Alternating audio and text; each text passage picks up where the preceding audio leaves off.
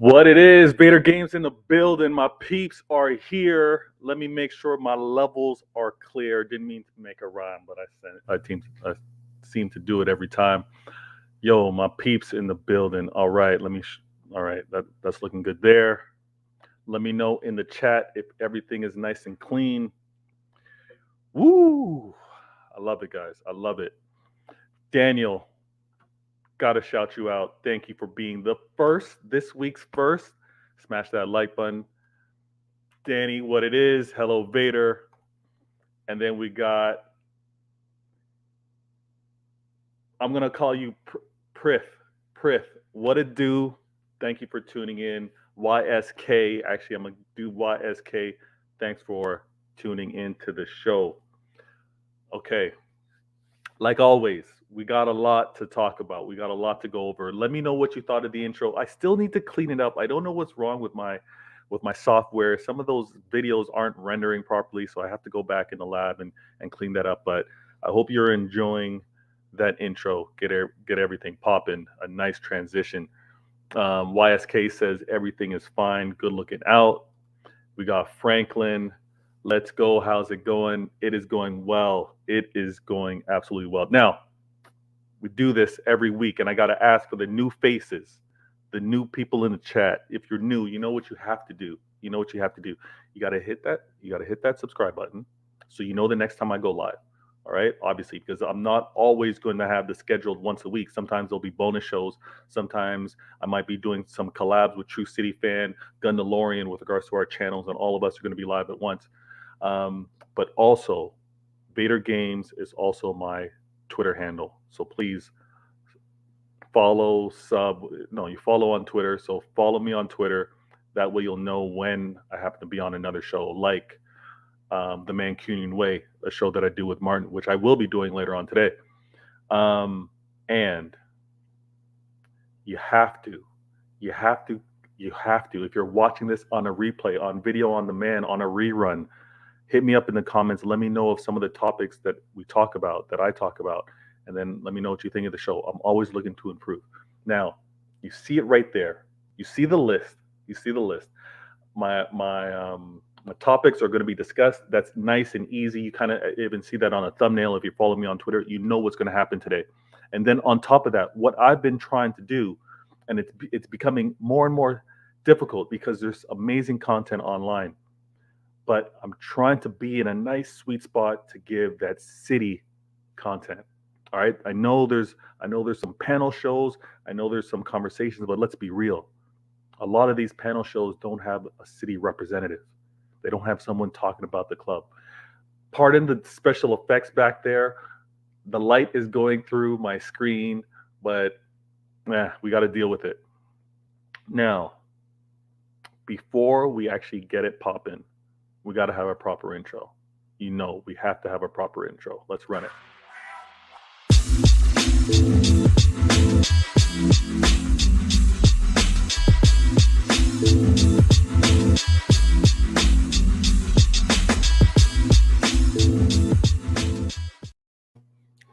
Cool. Vator Games TV, another episode of Why Always Me, episode 51. You see it based off the title. We're going to have a lot to go over, and I'm going to go through these topics real quick, that interacting with you, and we're going to have an amazing show. In the future, those that interact with me through the comments, you'll all have a chance down the road to be on future panel shows, because the trust is going to be there. The points that you guys share, whether you agree or disagree, but how you present yourselves respectfully is what's going to allow for this panel show to take place. Because I don't just want to talk with others that have the exact same ideas as myself. Let's have different points of view and let's share them. The fact that we got YSK, we got Franklin, we got Danny, we got Daniel, and we're going to have others on this show to be able to talk about. It's going to be fantastic. Now, topic number one, we're not even going to waste any time. And if you happen to be watching me on Twitch, thank you for it. Sub on that channel. Every little bit counts. That's going to have some exclusive content that you're only going to be able to source over there. So you're going to want to be a part of that mix. But if you're watching me on YouTube, thanks for the love. Now here we go. And I'm not going to go too in depth with it, but you've heard it here first. And this is patent pending. All right, patent pending. I've played football. Many of us have. We have a love for football. I think where things are going and things are getting a little crazy, and it has nothing to do with specifically with regards to some of the VAR decisions now, but I want us all to take a step back and allow for referees to be reviewed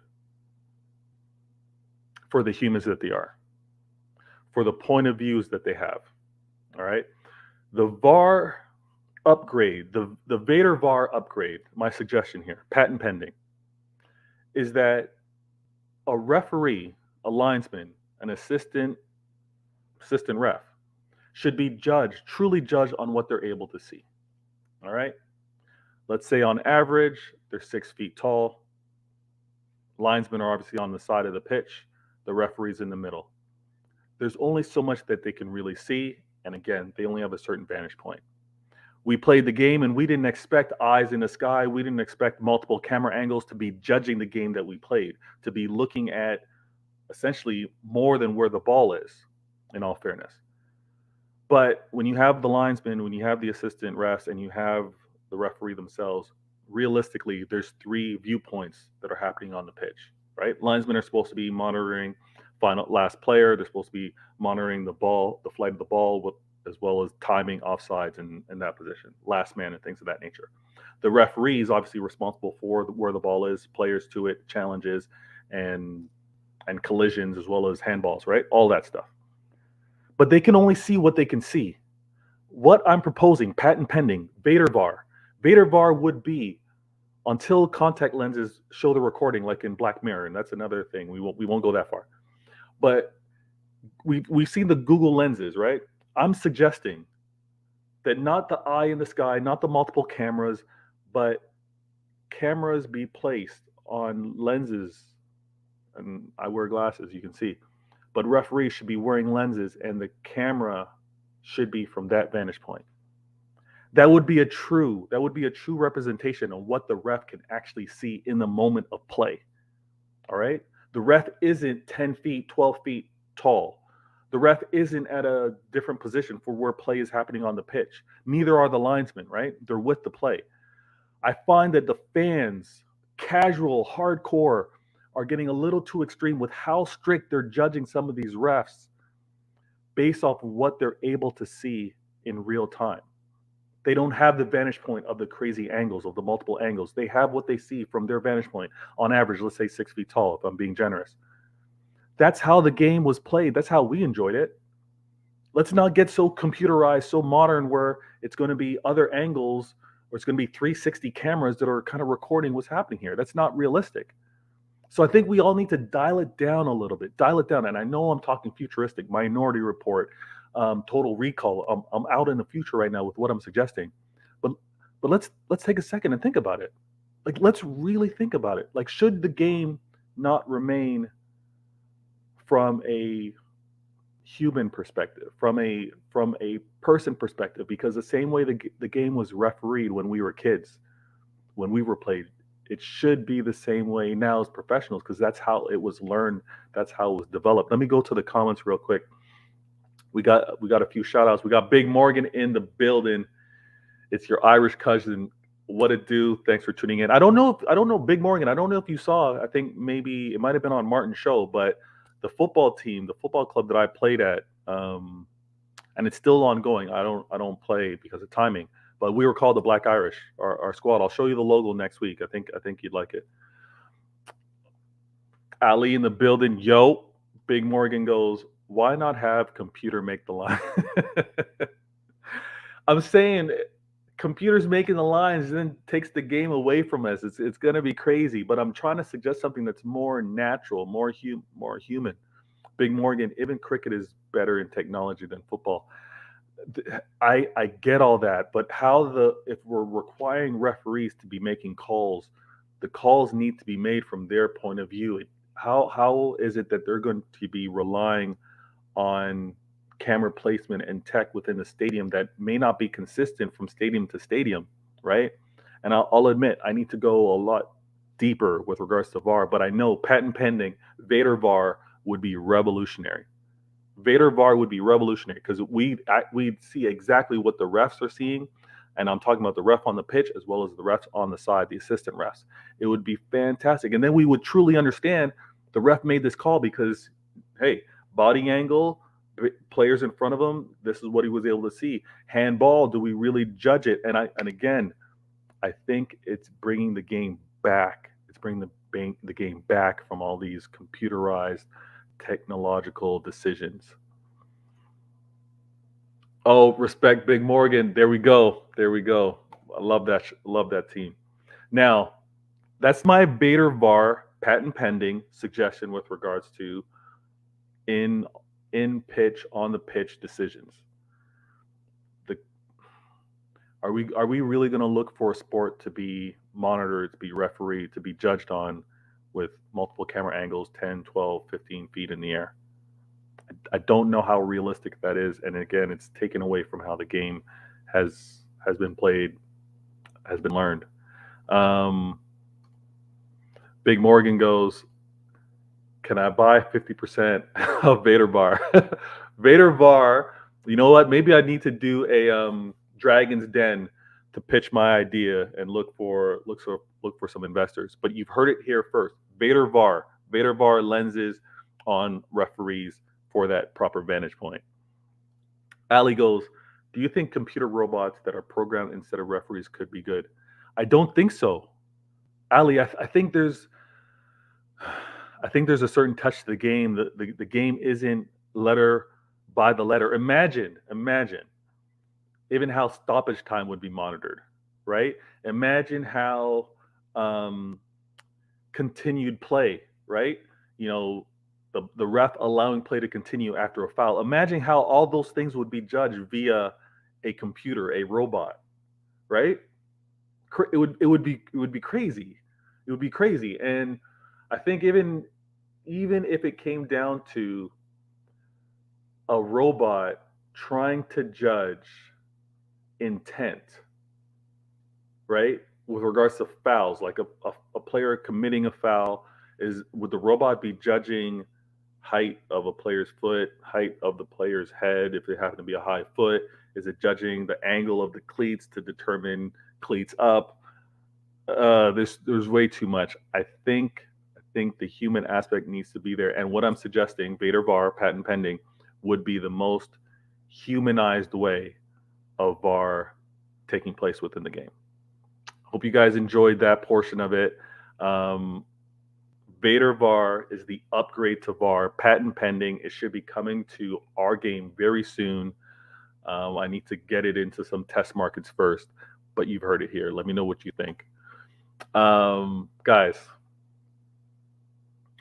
if you didn't catch me on some other shows, and hopefully you did, but if you didn't, I'm going to give you a brief overview, brief review of what happened in the Champions League. I'm not going to lie to you guys. Another match against Copenhagen after what we did on the at home versus them, 4-0. I was just like, oh, this is going to be business as usual. This is going to be Pep maybe looking to get the scoring up early and then heavy rotation with regards to players and getting younger players an attempt to play. I thought that was going to be the move. How were we all surprised? How much that type of perspective changed really quick. But I was surprised by the starting 11. I think we all were.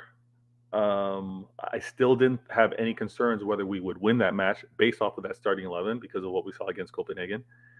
And then I also was like, okay, I see what Pep's doing. He's resting the big man. He's resting Silva. He's resting Foden because of vision, because of the decision with regards to how important this next matchup is against Liverpool. All right. And you saw in the title how important I think or what this matchup means based on the thumbnail. We're 2, they're 10 in terms of standings.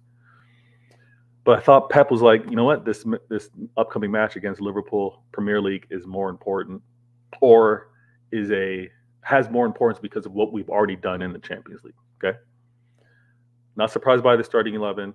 Not upset. Thought it was going to be business as usual. We had our chances early. All right, don't need to go back into that. We know that Mahrez had his chance. Definitely had the penalty. He missed. He didn't miss it. He missed how well he wanted to place that. It got saved. Despite all that, I think we were still in control.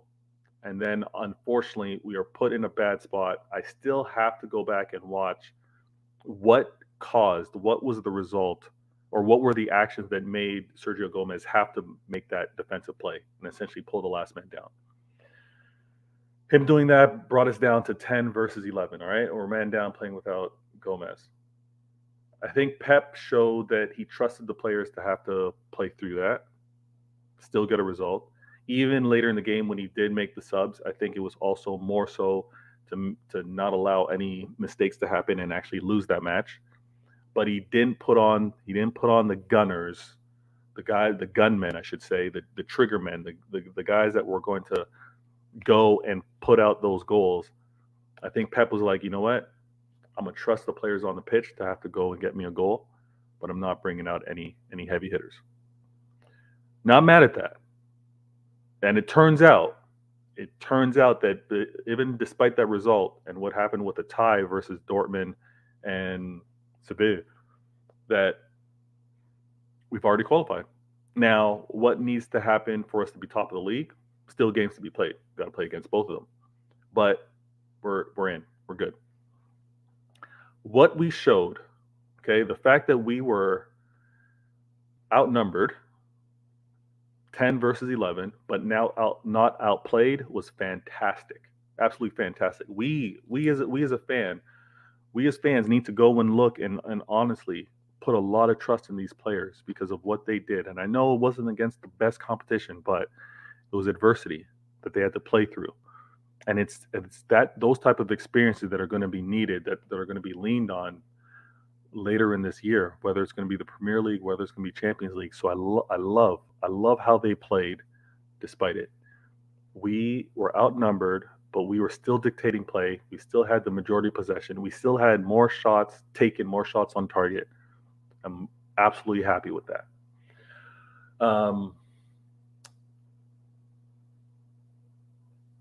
I don't think I have anything else to really say. I don't think any of our players should get killed. I don't think Gomez should get killed for it. I don't think we should overly judge any of the other players, even with regards to how they were switched around. Pep completely changed what the back four were to be, and they would have practiced that for the week after winning on the weekend.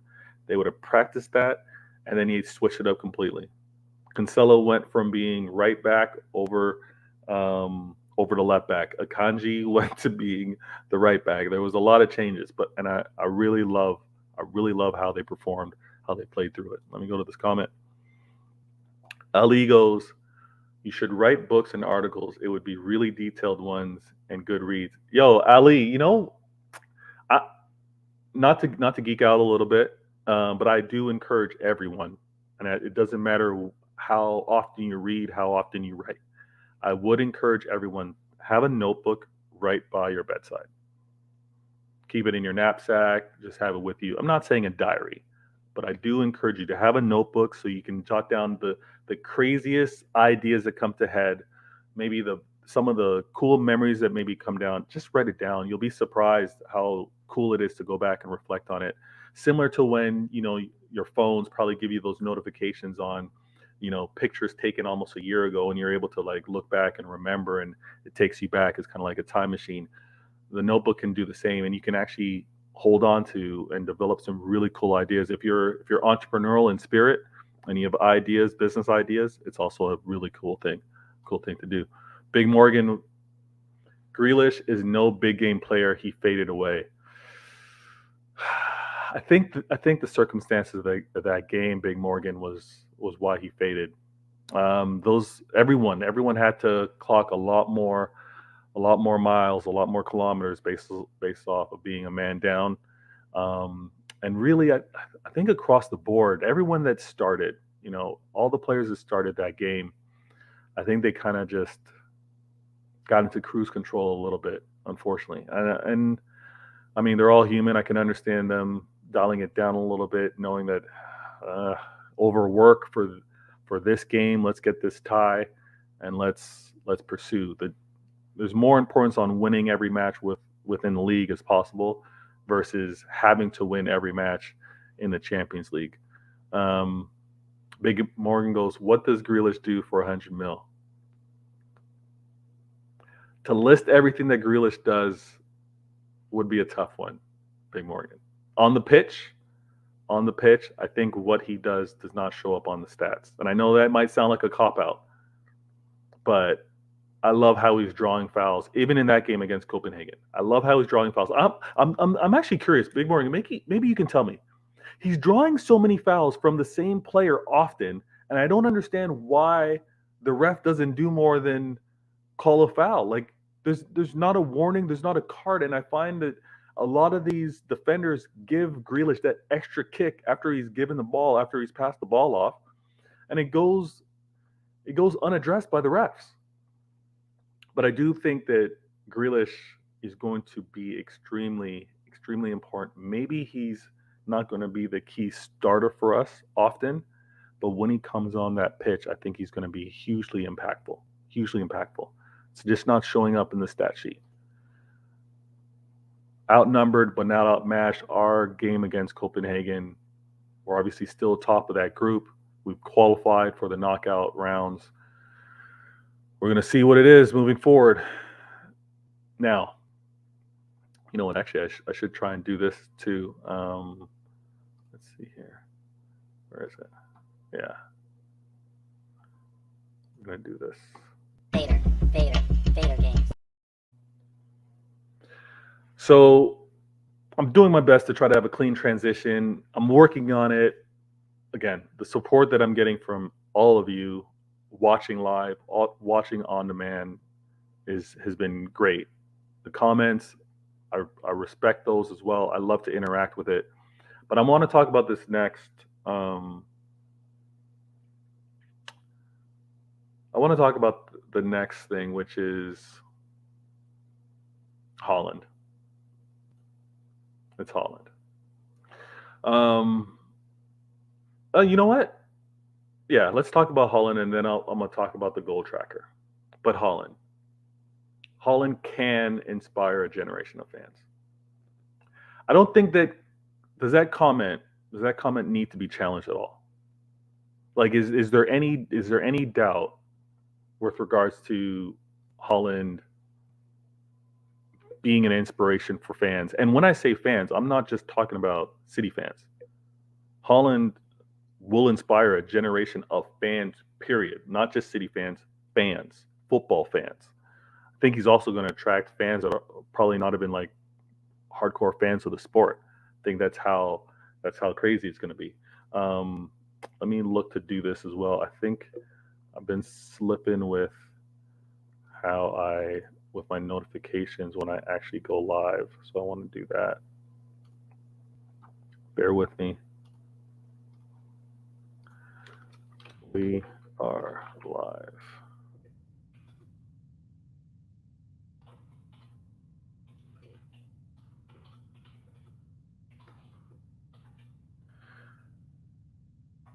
Okay. But we hear this a lot. And we're gonna get this because obviously rivals, haters, they're not gonna want to give us our props with regards to the player that we have. But Holland, as young as he is, 22, as a player that's still developing, because he is far from his peak. Let's be real about this. He is far from his peak. But a player like him can be and is inspiring for a generation. There's we gotta also look at the sport in itself has some stars, long-standing stars. Messi, Cristiano Ronaldo, Neymar. There's a group of players that are coming through that have and deserve the attention of being the next gen, right? The next generation of players, the potential faces for the game. Holland falls into that bracket, and the reason why it's special is because he is one of the players that's actually at our club. He's a player at Manchester City, a player that's developing his skills, developing his brand, and just perfecting his abilities as a football player. And I think what he's going to do to inspire City fans is also going to spill over to inspire football fans because no one, absolutely no one, is scoring like he is. Do not take my word for it. Go and look at the records. Go and look at the rate at which he's scoring. It's unmatched. It's never seen before. And it's happening at our club. It's happening at a club that has had great continued success, still hungry to win trophies, still eager to win trophies that have eluded us. And it's for a club that can't say, been there, done that. That's what makes this so special. That's why the emotional tie to this club for many fans and what's going to happen with regards to the players that do bring some of those elusive trophies home is going to be amazing. It's going to be absolutely amazing. And you might think I'm crazy.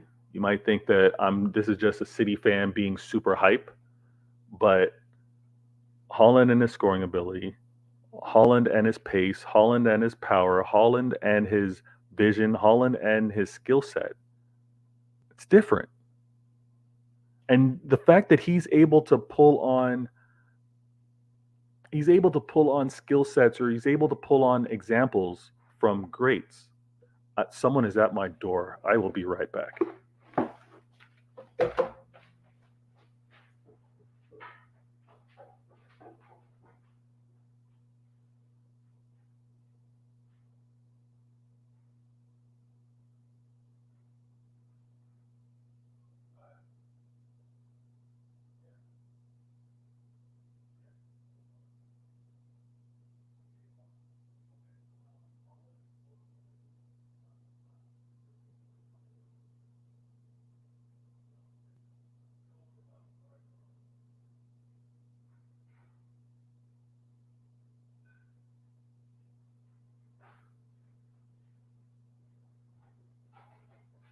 Guys, bear with me. my neighbor. Gotta let him in the backyard.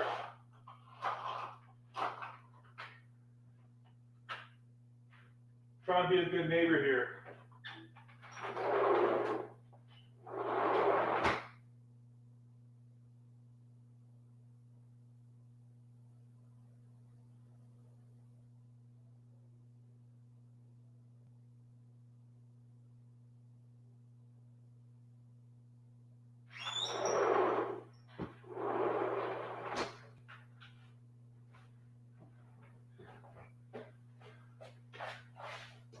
Guys, I'm terribly sorry.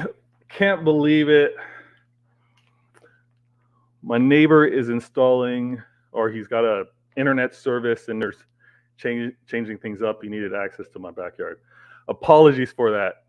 let me go to these comments. Oh man, let me go to these comments. Where we got? Big Morgan goes, this is in relation to Grealish. Big Morgan, you're killing me here. Can we get a refund? No, we're not getting a refund on Grealish. We're not doing that. He's going to be key. All right? He's going to be key. And Big Morgan, you're going to have to eat your words. You're going to have to eat your words when Grealish is like clutch and he comes through. Barry goes, I agree partially with that take. I admit that there's a fascination with Haaland due to how much he's scoring, his physicality, etc. But he's not necessarily an entertaining player, so it might be. See, Barry, I'm going to stop you, and I think you got another comment, but I'm going to stop you there. It also depends on what you like, right? It also depends on how you watch the game. I'll agree. Haaland doesn't occupy the ball that often, right? So if you're just solely going there for one player to kind of entertain you, I would agree, right? Because he doesn't play in the midfield. It's not going to be something where you're going to be like he's always involved in play. But if you happen to be able to attend some games, and I'm not just talking city games, but if you're able to attend games and I love live games because you have the liberty to actually focus in on one player. One feature that they have with regards to NBA and NFL is when you're watching it from home, you actually have the ability to select certain cameras, so you can just like see one player for the majority of the game. I hope that's an aspect that comes to live remote viewing or live TV viewing or internet viewing, however they want to do it.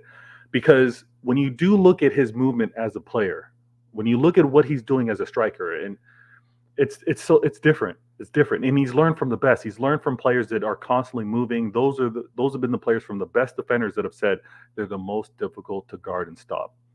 The strikers that are constantly moving, keep you guessing. Those are the ones that create the most problem and have been really successful. And Haaland does that. The goal scoring's incredible. Sometimes you're like, how did he do that? How did he get there? How did he out position or out muscle the defender? Is something that you kind of have to appreciate. But yeah, I agree with you. It's a different type of entertainment. I agree.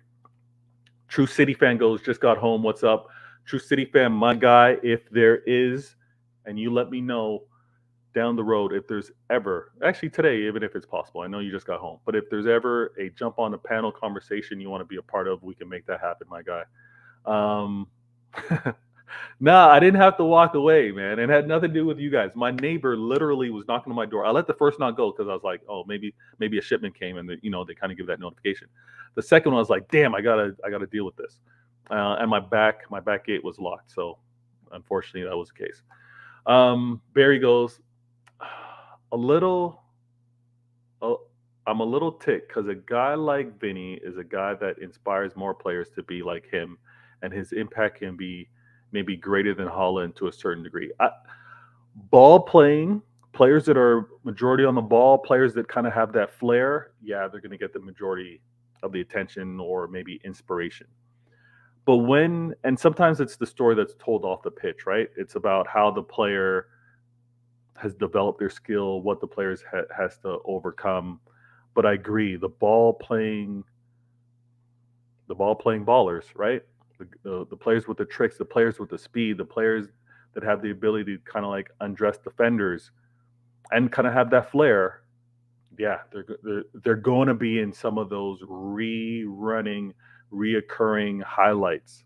I agree with you, but that's why there's an appreciation, and maybe the media need to do a better job of this. But that's why there's a different appreciation for players in different positions, because one will look at what's happening from a defensive standpoint, right?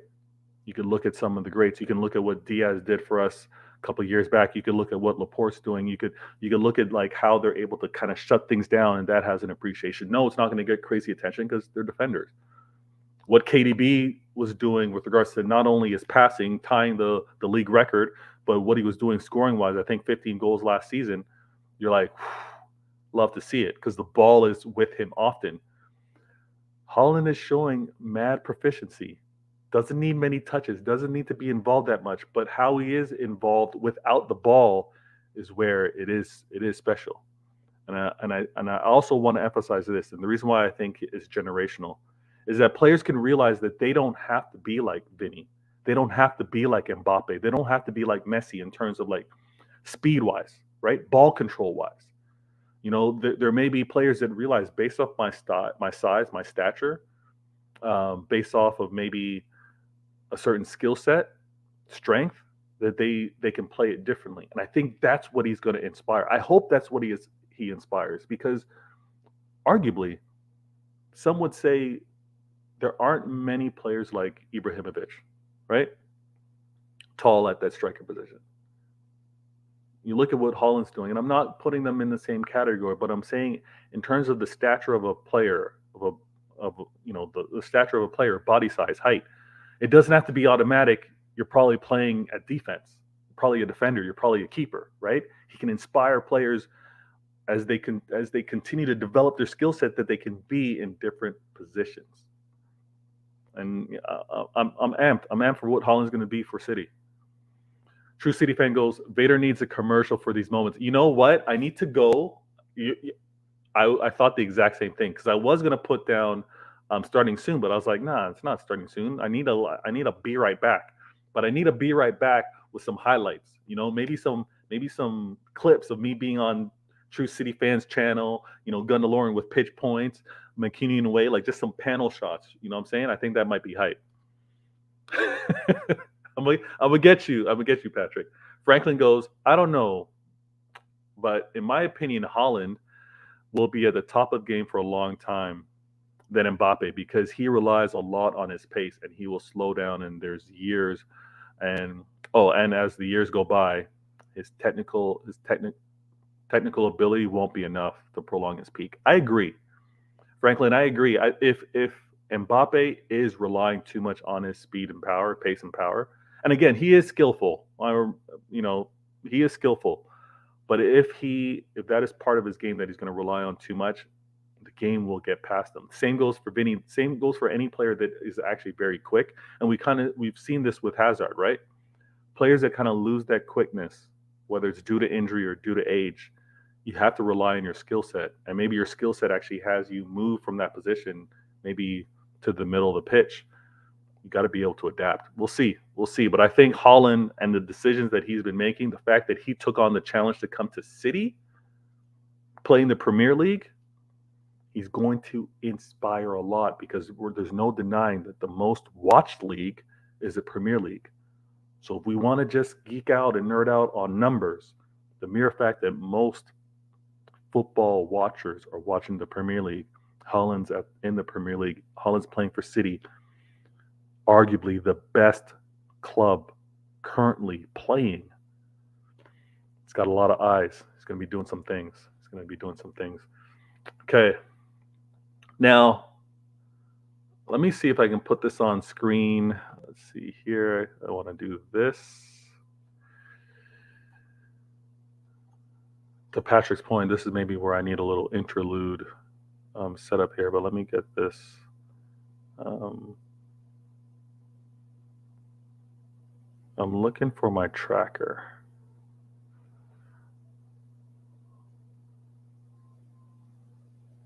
Where's my tracker?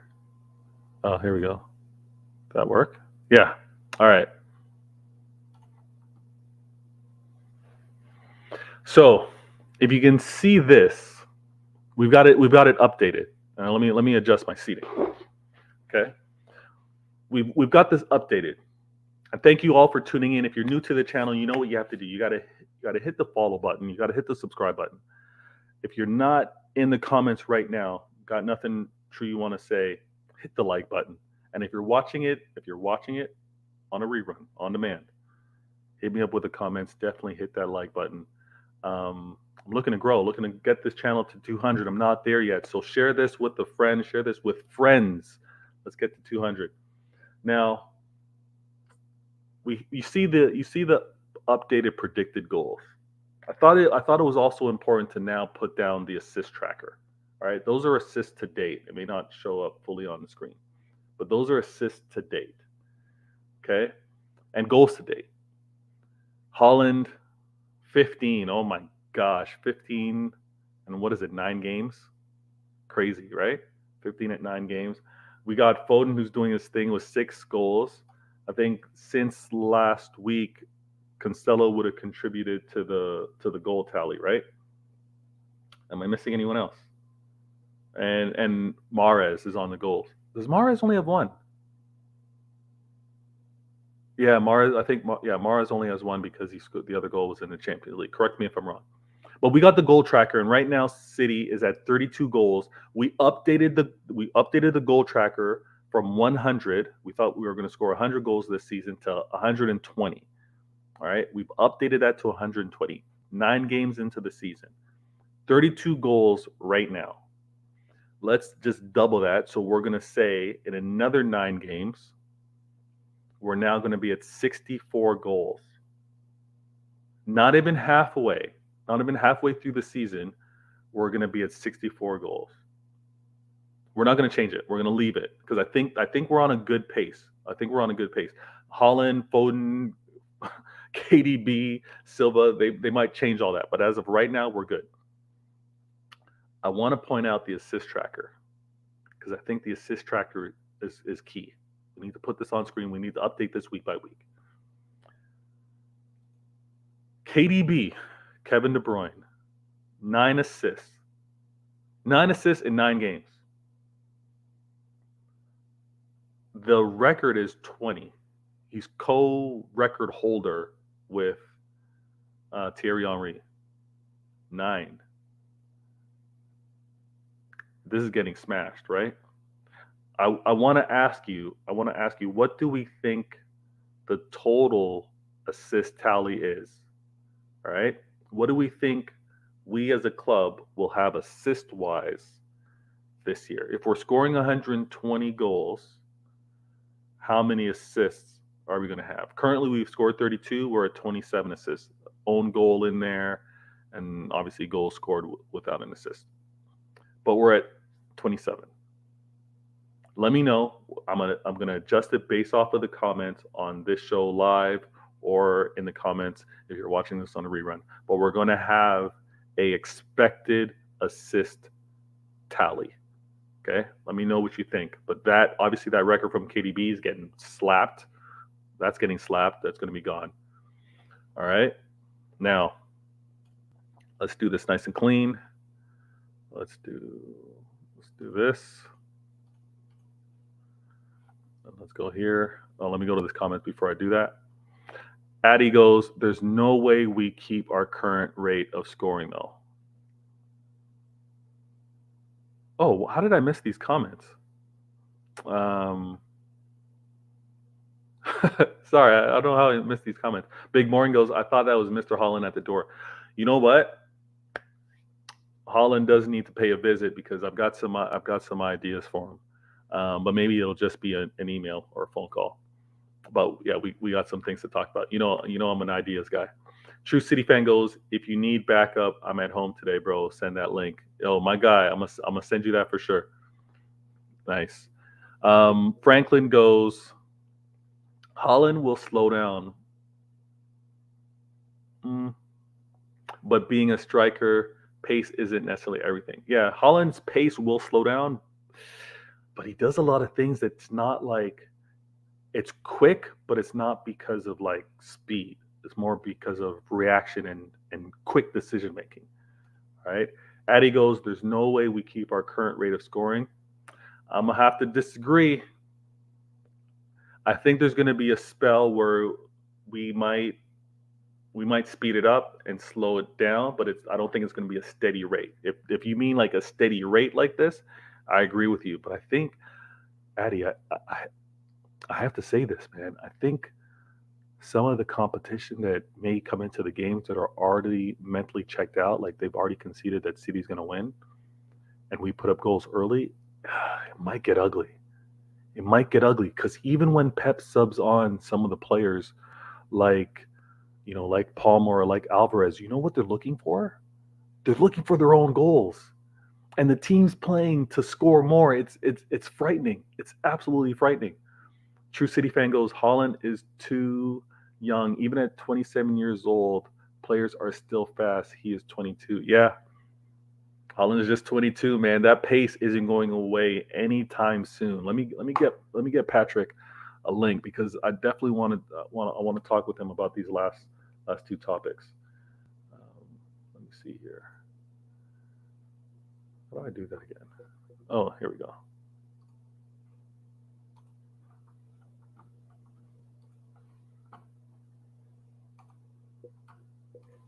My man. All right. Let's do a clean edit here. We're gonna go there.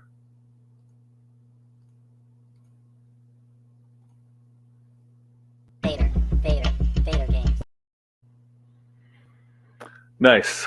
Perfect. Now we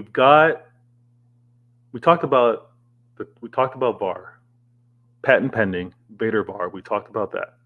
And thanks for all your suggestions. Thanks for the support. I gotta admit, those of you, thanks for supporting the idea. You're not killing me and crushing me, saying that what I'm thinking was stupid. I appreciate that. You might have thought that, but you didn't say it. And then we talked about Copenhagen, 10-man down. We addressed that. Just finished talking about Haaland, the fact that he's not only going to inspire City fans, young City fans as well, he's going to inspire football fans. No doubt. He's generational. The new addition to not only do we have the City goal tracker, but we have the City assist tracker. All right. So we not only adjusted that, but now we're going to get into this conversation, and I'm going to rely on you in the chat. Please. This is where I should have done my homework. I should have been accurate with it. Maybe you guys can look this up really quick. Maybe it's something that Patrick already knows.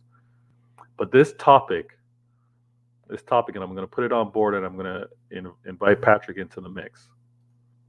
But the Jamie Vardy consecutive scoring games record, right? That's a tongue twister.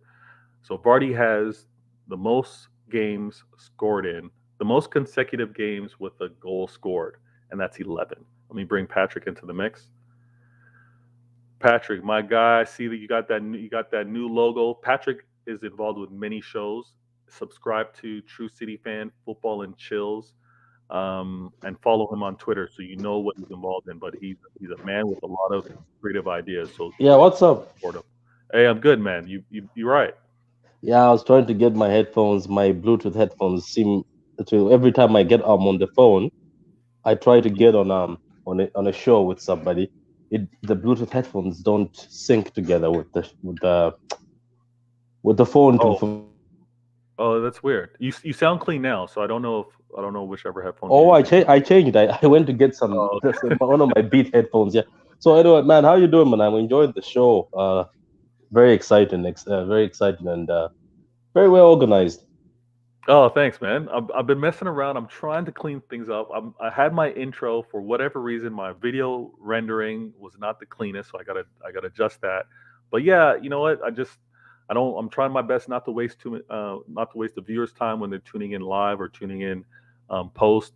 And yeah, it's nice, and I'm glad that I'm able to actually have you on, because I know timing wise things don't often work out.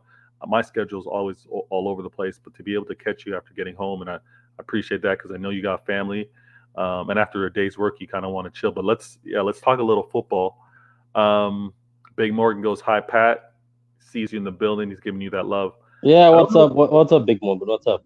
Nah, yeah, I was lucky today to catch you while I'm coming from work. The missus is just putting the shopping away, so uh, Okay, yeah, so I might have time to talk to you. nice, Mrs. True City fan. Thank you so much. Patrick's got some free time. We can chat now. I posted this. It was it was posted within the thumbnail. I was looking to interact with those in the chat. I got you here.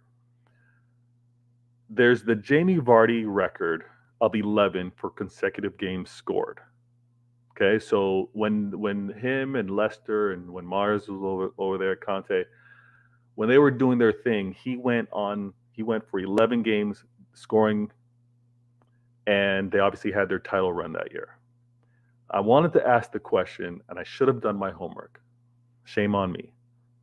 But I think this is another record that City, Holland should kind of have on the bulletin board to try and pursue.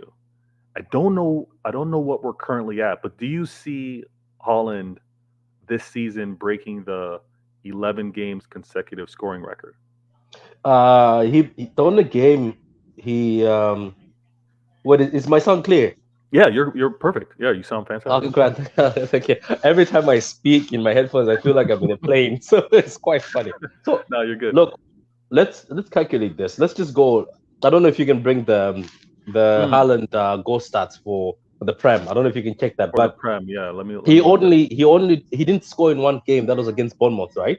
So we played 9 games so far. So you're minus in that game. Let's start. Okay, after Bournemouth, let's start again from there. Oh, Does that make right. sense? Yeah. So So he what game? scored. What number was Bournemouth? Was it the third game? Was it Yeah, what game was that? Because I'm trying to count that because he's scored ever since, hasn't he? In every game he's bagged after Bournemouth. But before he was yeah. bagging, but Bournemouth sort of ruined the flow. It messed up the. Yeah, let me get this up real quick. Yeah, so if we want to count him on that record, we're gonna have to start after Bournemouth. So after Bournemouth, we're gonna have to count.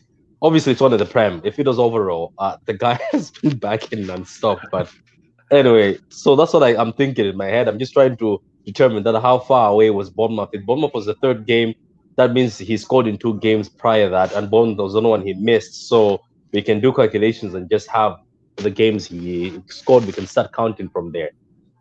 Yeah, Bournemouth was the.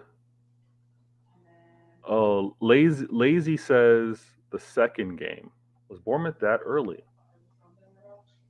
Was it? I don't know. I haven't. Was it? Was it that the messed up thing is when I go now that I'm on the Premier League, they won't show me any of the earlier games, and I don't Bear want with to. me. If you go to Google and just Google Man City, it will show you all games. Yeah. All right. Okay. Let's see here. Hope everyone's doing well while I do this. If you haven't, make sure to follow Patrick and his channel, True City Fan, Football and Chills. And then you also want to make sure to check out Pitch Points. Oh, that's my reminder.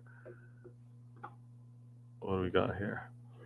Oh, Martin goes, oh no, Horse City forever. I'm late. Apologies, mate. No worries. No worries. We were asking the question. Maybe you have this answer, but when was the Bournemouth game? I'm looking it up real quick.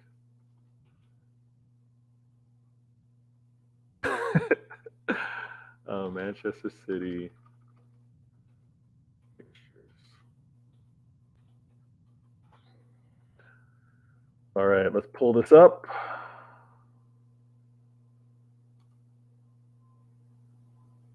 All right. So we happened our first game. Where was Bournemouth? Okay, Oh, Bournemouth was August 13th. So since then we played Newcastle. was that before? No. So we started the Community Shield with Liverpool, then we played West Ham. Okay. And yeah, Lazy was right. Our second match was against Bournemouth. So that was Okay. August 13th. So basically, right? We're just looking at him scoring. It's not about the amount of goals, right? It's just him Right. scoring in certain games. So that's nine games we played so far, right? Yeah. So So let me we count remove this the out loud two. So first. let's ignore the two because the first one was a goal, but the second one ruined the other one. So let's ignore the two because it's consecutive times, isn't Yeah, it? it's consecutive. Exactly. It's So consecutive. that's So let me. I'll say it out loud. So 7 Newcastle games. scored. Yeah, Newcastle One. scored. That's one.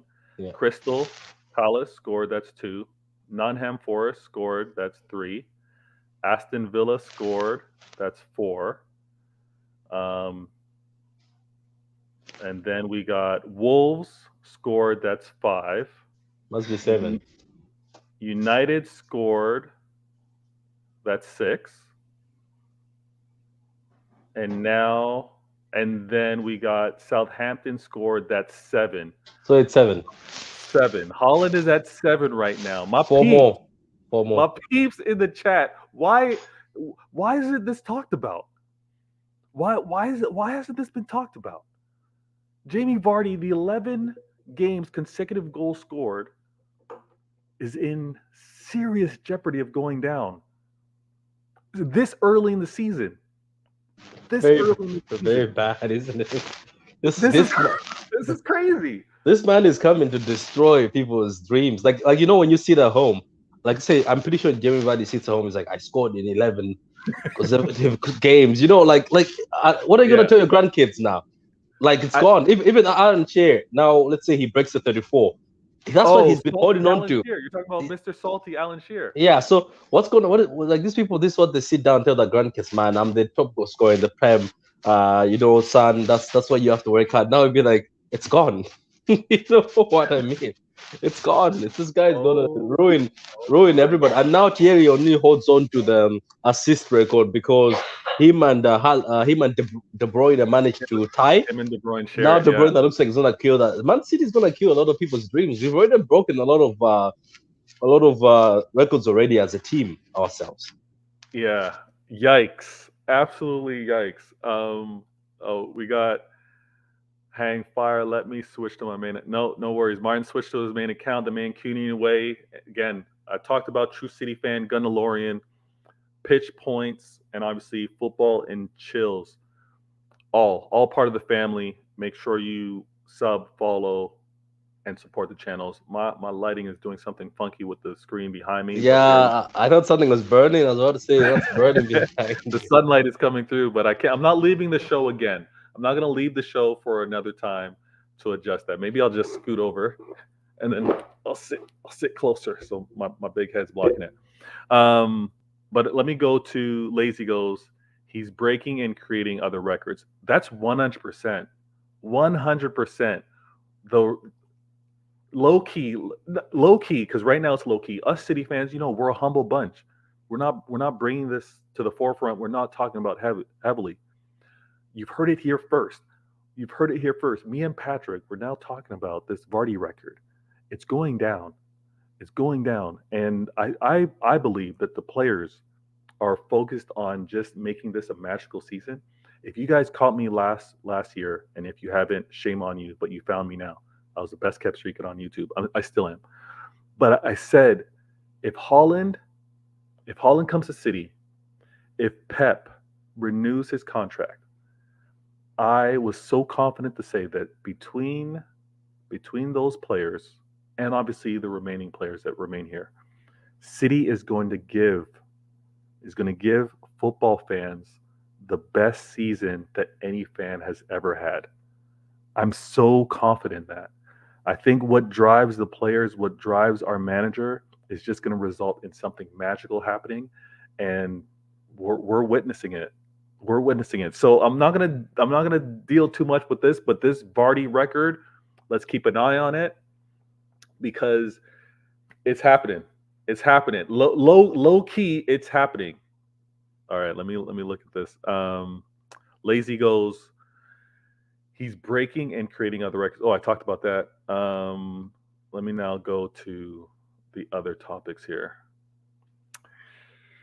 and we're going to get into it. I'm so glad I'm able to have Patrick in the mix. Uh, let's go. Let me take this off screen. Now, we got a big weekend. We got a big weekend, Patrick. We're I playing know. Liverpool. We're playing Liverpool on Sunday. Okay. Um, I don't know if you watched any of the highlights from last night's Champions League, or if you just saw the results. I watched the whole But game. you watched the whole game. Okay. Yeah, because I was studying them for. I was studying Excellent. them See, for something I talk like this. my man, that's perfect. Now, for what you saw in the Champions League match and what you're probably prepared for, do you think there's a do you think that there's a good correlation or reaction from Liverpool fans and what they should be expecting going into this matchup on Sunday? Better. I don't want like at the end of the day we are City fans and obviously we have bias, but I sometimes remove my bias and try to just see the reason why I was watching the match is I just wanted to see what sort of fight this team has. I wanted to see I'm listening. yeah, I wanted to see what improvements, and I wanted to see if the back line is going to be better because Trent is gone. Uh, I must say this. Look, fair play to them finishing the game strong, finding a way to cut through Rangers. But if somebody watched the game, and even if you're a Liverpool fan and you're coming out of that game excited, yes, you're just excited because you scored 7. But Veda, if you're somebody who watches football and you're somebody who analyzes a team, Veda doesn't pretty. It doesn't pretty at all. Uh, it doesn't pretty at all, yeah, because Rangers are not a great team, Veda, but they were ripping Liverpool apart. They were ripping that Mhm. defense. Even with Gomez, Gomez was making hasty tackles. He was kicking the ball to the outside without being calm. Like Gomez used to be calm, but he wasn't. He was nervous. The defense is not great, better. They won the game just because they brought in superstars who are good attack, and Rangers are not that great. But Rangers ripped them apart 7 times better. And if that was a team that's competent, the same way as Man United, which has got competent players or clinical finishers, they are holding 7 within the first half. So what I have also noticed about Liverpool is this: they seem to be slow at the beginning. Yes, they're bad overall in the match, but they seem to be more worse at the beginning, as if they're being beaten at first. That's how I think you beat them. But Mm, looking at that and looking how even Rangers was ripping them apart, regardless they won by 7, that 7-0 is just a miracle. That's why I was surprised that happened at the end. But those moments, I'm telling you, the backline of Liverpool was sweating. It's no longer about the midfield anymore. So basically, what you have to do is just get at that backline. That's all you have to do. And having Haaland, who is clinical, he's not gonna miss those chances like Rangers were missing, hitting the post.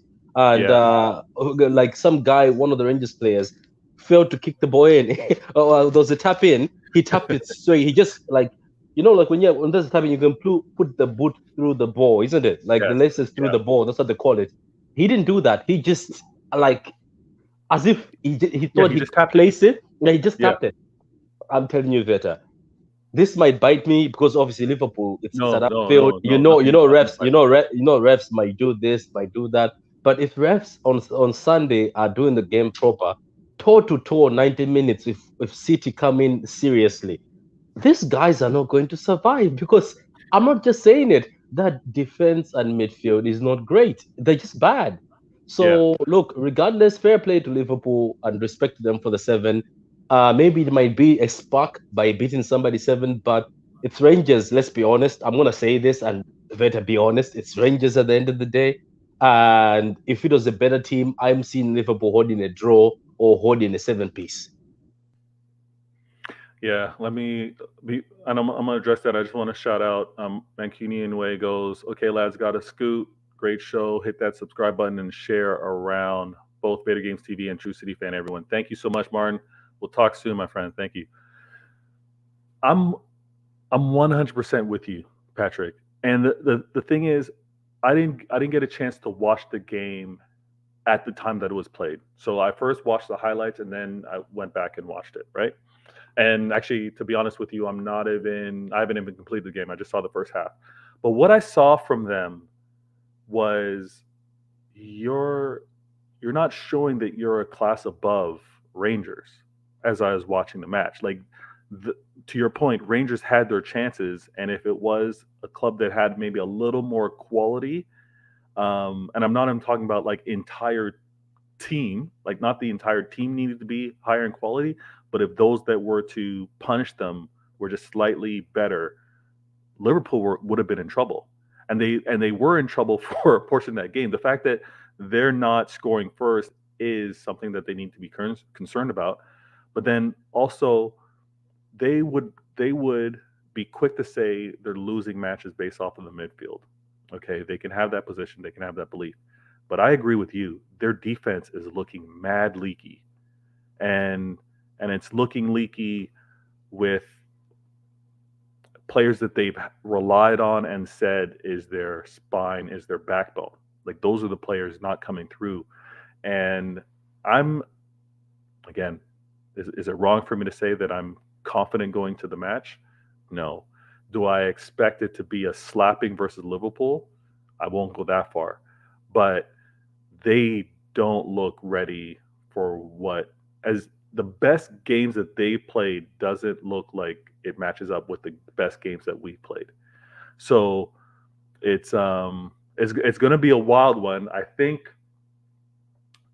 the way some of their fans are carrying on after playing the Rangers is wild. It's what that's what we call wilding. Yeah, Like they are I've wilded. like Exactly. they say, oh, now we're ready to slap City. I was like, what? I was like, excuse me, what? What? I was like, look. At the end of the day, it's Liverpool, right? The players are still the same. They can come up with a performance. I've seen a team that's down and beaten down, but when they see somebody who sort of goes toe to toe with them, when they see somebody who is like the rival or somebody who they're proud not to lose to, because you have to know Liverpool and City's pride. There's pride between those two players. They're like, Yeah. you guys have chased us for years. That's what City players say. You guys are the ones who have chased us. Pep himself says, no, these guys make us better. That's what he says. He says Liverpool make us better by chasing us and putting us, they keep us on our toes. Liverpool players look at City as the guys who steal, like the guy who always steals your girl. The guy who you go to prom is always the guy getting the girl, and you're like, why? When am I gonna ever get a chance? Do I have to wait for this guy to graduate? So that's something. It's so I think they're more proud when they're playing City. But the thing is, that pride is not enough because if City play football, if they go toe-to-toe football as they always do with us, right? I don't think things are going to be well, Vator. I was looking at them like Rangers, Vator. It's Rangers. I think people don't get it. It's Rangers. And don't forget that they slapped Rangers and said they're back and went to Arsenal and got slapped. They slapped Bournemouth 9-0 and said they're back, went to United and got slapped. Exactly. Like this pattern, and I get it. Their fans are going to be fanatic, but this pattern is not helping them. And if they're going to have short-term memories and forget how big-chested and deep bass voice they were after beating the Rangers the first time, and then getting humbled from Arsenal, which is the last topic of today, but getting humbled by Arsenal, and they're about to do the same thing with regards to City. Like, whoa. Because there's no disrespect to Arsenal, but there's a difference between Arsenal and City. There's a difference between how we are as a club, as great as the season that they're having right now. But there's differences. And shout out to them. They're top of the league. We're on a mission, so are they. But if Liverpool's hope right now is that they can't play. It's going to be interesting because there's going to be a lot of attention having to be played on Klopp, because Klopp can't play his brand of football against us. If he plays his brand of football, if he's going to be playing open, high line, what he's accustomed to, if he's looking to do that against City, I think it's going to be a long day for them. Do you remember what has happened in the past, though, Vator? Sorry for cutting you. Remember what has happened in the past? I don't want to forget this part. If you watch our games in the past, Vator, and this is where Pep, I think, used to get annoyed. There were certain players, as Pep said in the documentary, that some of you guys, when we go to Anfield, you don't want the ball. I don't want to say anything. Remember, he said that. I don't want to say anything, and he put his hand on his mouth. I'm not going to mention names. I don't want to say anything, but there's some guys who don't want the ball. Guys don't go for the ball. You're right. Yep. I want you to watch games between City and Liverpool. De Bruyne always cuts through the defense through the middle. The only guy who scored a 1v1 was Aguero. Aguero is the only one who went through Van Dijk, I think, and Matip this other time through the middle. Liverpool, it's easy to get through that gap. De Bruyne always does it. But in the past, I'm not going to mention names because I don't want to start arguments. And I don't want, you know what happens? As soon as we mention certain names, some people Yeah, think it's agenda, but we're just doing analysis. We don't want an agenda against any player. But yeah, some of our players in the past would go 1v1 and freeze at Anfield, freeze in front of people.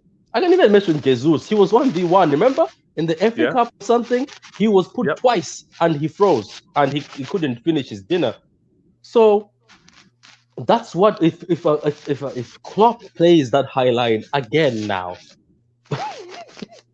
there He's is gonna, Foden. gonna. There's This is Foden. it. This is Even it. Grealish is the one who roasted them at Anfield, and there's Haaland. So that through ball goes through. What's happening better now? It's not going to be But pleasing. this is what I'm saying. This is what I'm saying. So if they're going to, if Liverpool fans are going to be holding on to what happened in the FA Cup last season, if they're going to be holding on to what happened in the Community Shield, they're going to be rudely awakened. I'm trying to warn them.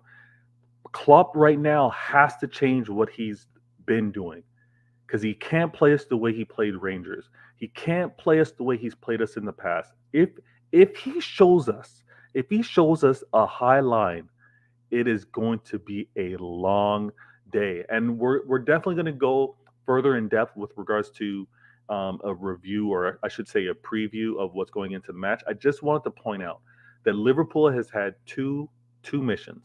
First mission was beating Manchester United. They failed it. Second mission was playing Arsenal, beating Arsenal. They failed it. Mission number three is now up against Manchester City. I know this is a City channel, but this is neutral and rival friendly as well. What would many of you think? Is Liverpool going to complete mission three despite failing against United and Arsenal? I think this is going to be their third mission failed. Um, and it's something that they're going to have to bounce back at. It's something that we're all going to be tuned in to watch. Sunday is going to be huge. Let me go to these comments real quick. Lazy goes, after winning 9-0 against Bournemouth, they needed a last minute winner versus Newcastle. Yo, At Lazy, Anfield, at Anfield. Lazy, you're spot on. That's exactly right. And they again, the fans short-term memories, I get it. They're going to have to do that. We as City fans are going to have to remind them of it, and we've got Sunday to give them a up-to-date reminder. Let me go to these. Let me transition this real quick.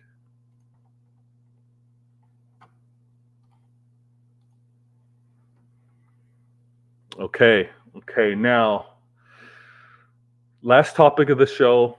Thank you all for tuning in. You know what you have to do. Despite some of the interruptions, my technician coming to the door, I had to walk away from the screen. A little bit of the lighting, although it's nice and calm now. The sun's not peeking through the window. But last topic, and thank you so much if you're watching this live, if you're watching this on the replay, appreciate the love as well. Hit me up in the comments. And if you want to be a part of the show, I need to see respectful comments now during these live shows to be a part of it down the road. And I would love to have the people that I interact with on the panel, just like I'm able to be with the family member here, True City fan Patrick. Now, the last topic we got is Arsenal finally beat a big boss. And what I mean by that, what the analogy is here is for all of you gamers out there, you see the name Vator Games, obviously a video game, a game. But it's in theme to that. We remember playing games, and you just have to progress. And at the end of every mission, you got to play a big boss. You got to play one of the main characters or final characters. As the season's progressing, Arsenal in their attempt, in their pursuit, in their journey to be one of the teams to be considered as title contenders, title challengers, however you want to describe them. No need to be disrespectful, but for them pursuing the title, they've got to beat some of the big teams within the season. They've got to beat some of the big characters. If this was Mortal Kombat, they got to beat Samsung.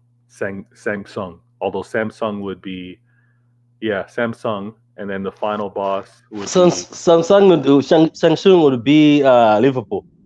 would be Liverpool. There you Yeah, go. second boss before you get to Shao Kahn. Exactly, exactly. See, Patrick knows his games, my guy. So Arsenal, they finally beat a big boss, right? They failed and had to restart when they were playing and lost to United. No, nothing wrong there. I think it was a little early. United had the proper game plan. Check them. But this matchup against Arsenal was huge. It was huge because Arsenal want to remain number one, want to remain top of the league, and on top of that, Liverpool has had Arsenal's number for a while now. You know, since Klopp has been cooking with that club, they've been making, they've been embarrassing Arsenal, to be real, with some of these score lines. They had to, they had to win this, and they did win. 3-2 was the final result. If you want to look at it, I would say that both teams had their chances. Arsenal showed to play a lot more expansive, in my opinion, caused less mistakes. But 3-2 result, whatever, however you want to look at it, Arsenal were the winners. Arsenal got a huge chip off their shoulder, and they showed that they can play amongst teams that should be challenging. Despite Liverpool in their form right now, they're 10th in the league. But despite that, Liverpool is Liverpool. And I had to say it. I don't think there's anything wrong with that. Before I was going to give Arsenal any type of title challengers, title,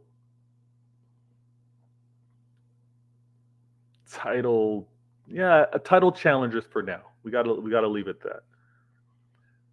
But before I could give them that label, that title, they had to beat a team, and they beat Liverpool. They beat the second big boss, in my opinion. I thought the match was good. I think they've earned my respect. They've earned my respect because of what they did to Liverpool. I'm going to ask Patrick the same thing.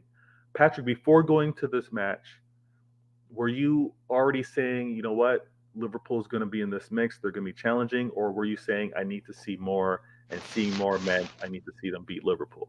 I was still hyping Liverpool. I was saying they have fallen before. How you doing, YSK, man? They have fallen before, but I was like, this is a team capable of going on a run and coming back and reviving themselves. But it's not. Look, this is okay. Look, the time they fell off and were behind us, it wasn't this bad. It wasn't this bad. Yeah. Oh, excuse me. This is that thing where somebody said, Kanye West said, "This is bad, real bad, Michael Jackson." So this is bad. This is like bad, and bad. Because my God, man, when you watch them, you're like, I don't see what's going on here. I don't know. I was thinking the other day. I think teams are stronger right now, to be honest with you. And for Arsenal to be ripping some of these teams, even the teams people say that smaller teams, those teams are difficult. You know what I mean, Veta? People, I think we have to just appreciate, because you have to beat who's in front of you. Arsenal ripped Crystal Palace apart. You know what I mean? They ripped them apart. Yes, obviously Crystal Palace were a bit unclinical, but Arsenal did the job. They kept the clean sheet, and Crystal Palace almost gave us a headache. You know how they always give us a headache. We had to come back, obviously. So these same teams people are pointing at, saying these are weak teams. They're giving some teams trouble. So it's just time to pick them up, man. I think them ripping, obviously, that's what's difficult about Liverpool, because I bet you inside Liverpool's players, they were still looking at Arsenal as like, these are our wives. We usually slap them. You know what I mean? Not that I'm advocating slapping wives, by the way, because I know people will clip this and say, "Oh, Patrick is a wife beater." No, let's not go that. I'm just saying they keep saying, that's what Liverpool fans say. Oh, these guys are not. Or regardless how bad we are, we beat them, which is true, because I saw a Liverpool with the car back at the back. Remember, Phillips at the back beat Arsenal. Remember when Lacazette missed? Lacazette, instead of shooting, I don't know what he was doing. He was 1v1 and he wanted to dribble. Alisson got the ball. So I have seen a bad Liverpool still beat Arsenal, because I think it's a mentality thing.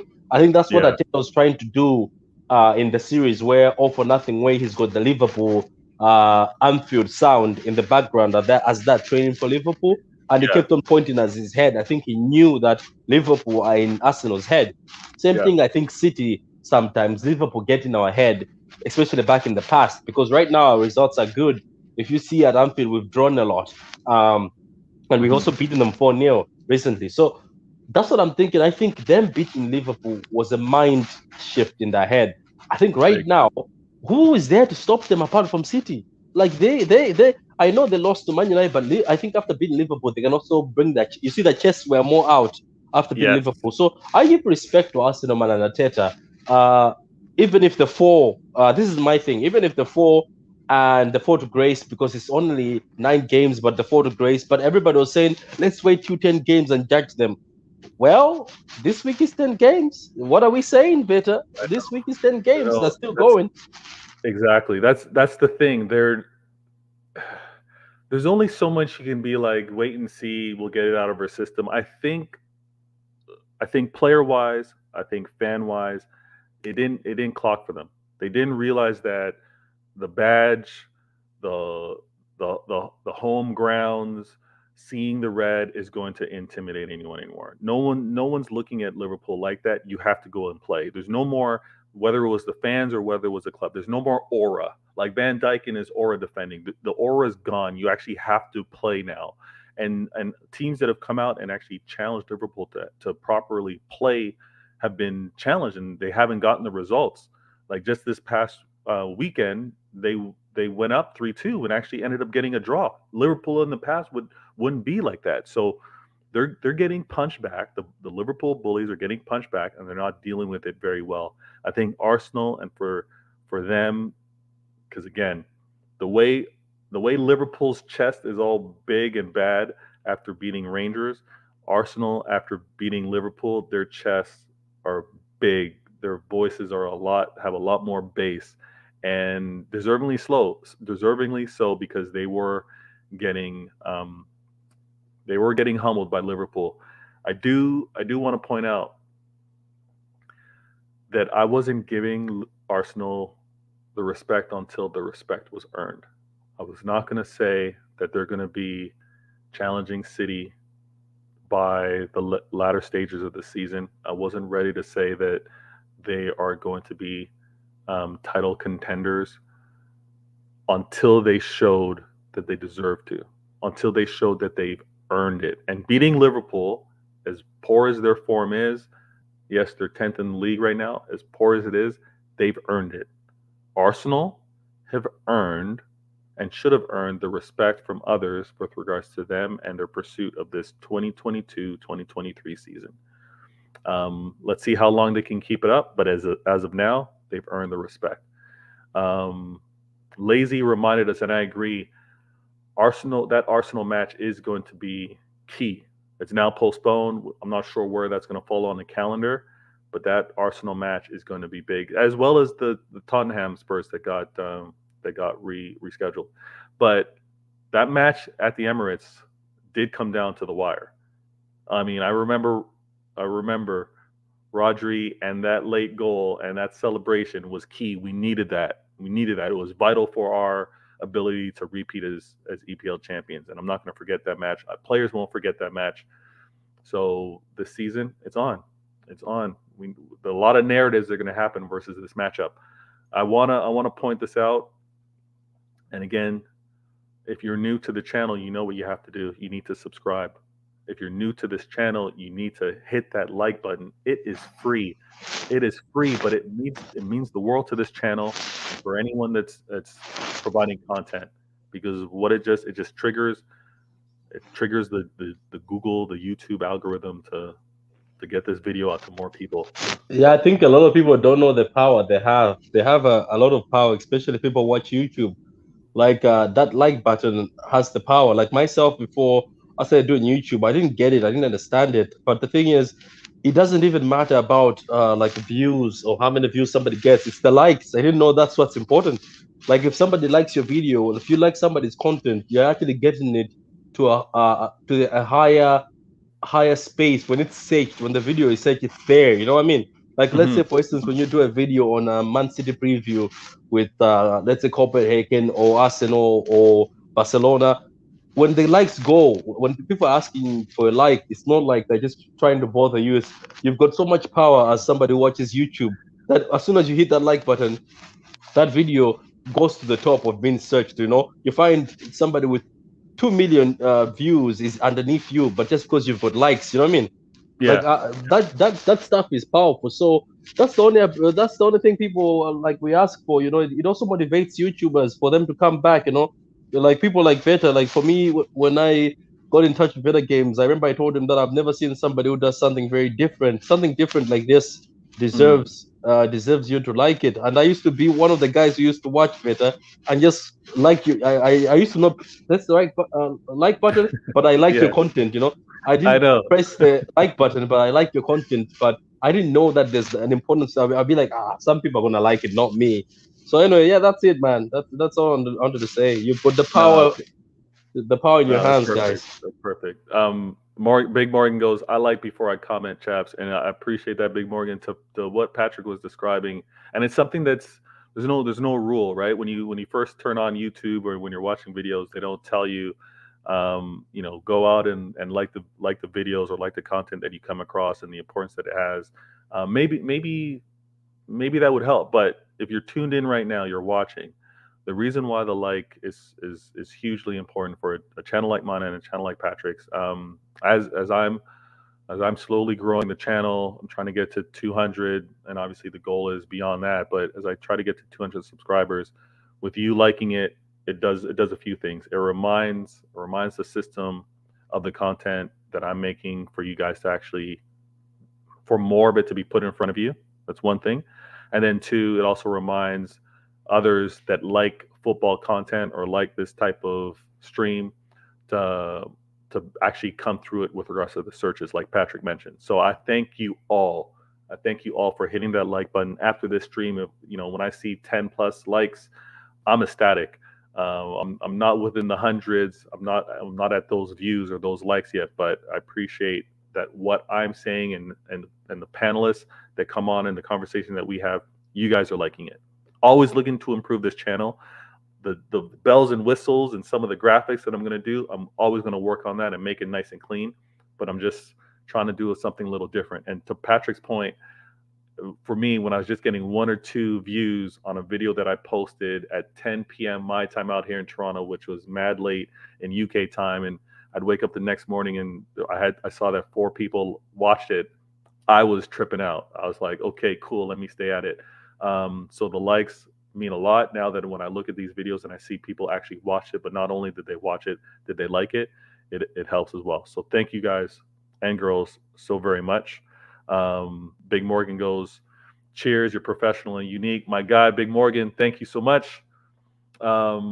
We are going to, I don't know if you guys caught this, but I'm going to say this. I'm going to say this. I did a low key watch along. All right. I did a low key watch along on my Twitch account. Um, I think the only notification I did was live on Twitch when we played against United. Okay.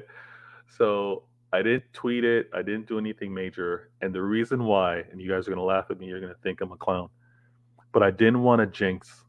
I didn't want to mess up the head to head matchup, the derby against United. I've never Clown, done. clown. I've, I saw it. I saw it for a minute during the game. I was like, is that better? I think I saw it for a minute. I was like, is that better? You put it on Twitter, didn't you? I think I did you? no, no. I But put I it saw on. something. You were doing a watch along. I was like, well, has he said a watch along? I was like, is that better? Yeah, I did it on Twitch. I don't think I put it on Twitter. I don't think I put it on Twitter, but I did it on. I put it on Twitch, and um, I did it because I didn't want to mess up the Manchester United derby. I've never done a watch along before, and I didn't want the fact that I did it and kind of like promoted it and da da da and have it go out there. So I did it like a City fan. I just did it. I did it low key. I didn't want the city itis in me. I didn't want anything to happen. Right? Didn't Yeah, you want didn't want to jinx it. nothing. So I did low key Twitch. It's there on my channel. I, I may do it again. I don't know if I'm going to do it with this Liverpool match. I'm not going to lie with you, but if I do, it's going to live on the Twitch channel. I think for it not to mess anything up, I'm going to leave it as is right now. It's subscriber only. We'll see whether that generates interest, whether people want to see me do a watch along. But I'm leaving it right there for now because I don't want to mess up what we have going. But that might be something down in the future when I do have the time. There will be a bonus show, I think, on Saturday. I know I'm going to jump on some of the family's channels. I think Patrick's going to have a preview. If not Patrick, then Gundelorian. Yeah, Friday. Friday. On Friday.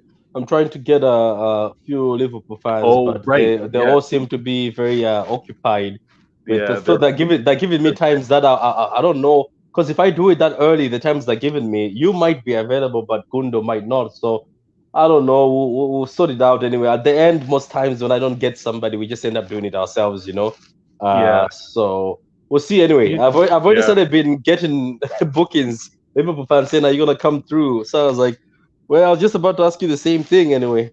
Exactly. No, it's got to be a two-way. You got to have it two-way for sure.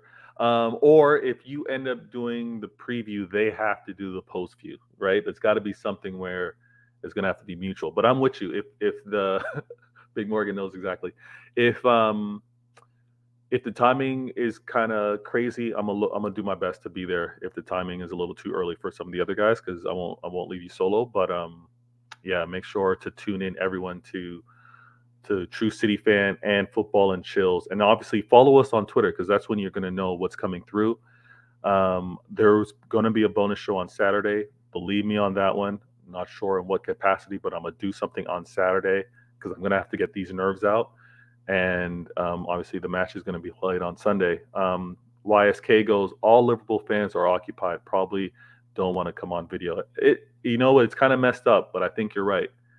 A few Liverpool fans have talked mad crazy, and I think it's made a few of them gun shy, but we'll have to wait and see. I love every one of you. And again, thanks for hearing me out. Thanks for hearing Patrick out. And thanks for dealing with some of the hiccups with regards to this live show, but it is what it is. I want you guys to know that we are going to be back with another show on Friday. We're going to be back with a show on Saturday, and we play on Sunday. Love, as always, Vator Games TV, True City Fan. Make sure to support that channel. Another episode 51 of Why Always Me. And help me get to 200 subscribers. Share this with your peeps. Love.